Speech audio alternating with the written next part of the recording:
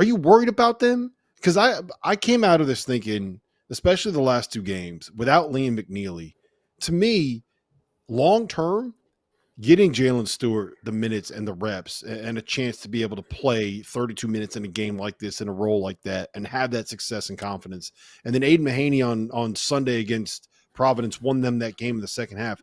If they're going to make a run in the tournament, they need those two dudes to play at this level and being able to get them those opportunities and kind of force feed them minutes.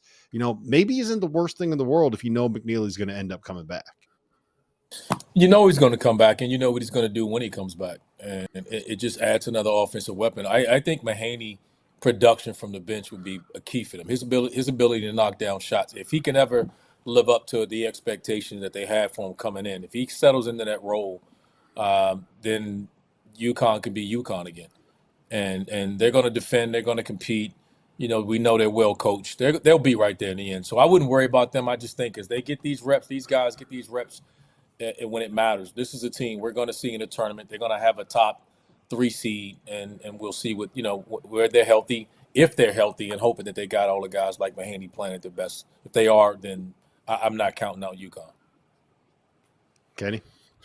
Yeah, I think that it really is it's how the player takes it, the guy that's getting those minutes because there's somebody out. Does he take that and say, I'm going to make the most of this, or is he going to sit there and say, I'm not going to have these minutes when McNeeley comes back? I think that's a player-by-player thing.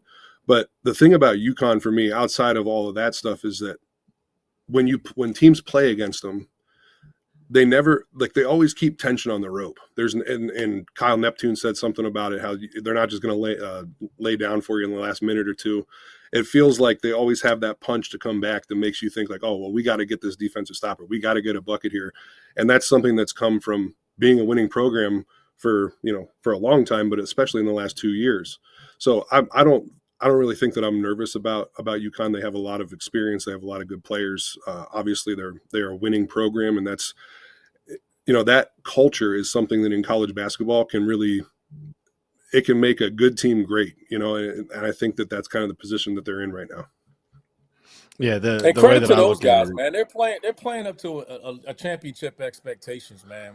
When the backup guys were part of that. Caravan was not the top guy. He was not the main guy. He's just stepping into a leadership role and a role for a team that's a back-to-back champion, man. We've never seen this, a back-to-back champion team, and then the third year, you're still good enough to compete and be in conversation for a national championship.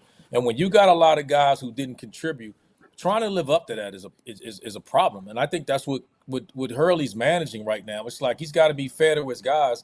And he's also, that's why he's got to make comments like, hey, if you're feeling bad about yourself, look at our rings. There's some truth to that because everybody's crushing them and comparing them to those teams that was national championships, man. And we've never seen a team win back-to-back and then come back a third year and be this good and be considered legitimately for a third title. We've never seen it. And you wouldn't expect to see that in today's times of all. So they're living up to the expectations set by a program. They all know what they signed up for. They got to be healthy. They got to get some guys from the bench. Mahaney playing more consistent to give them a legitimate shot.